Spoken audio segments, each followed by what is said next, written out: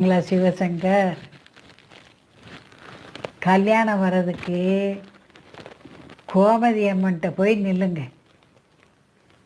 நீங்கள் சங்கரன் கோயில் தானே?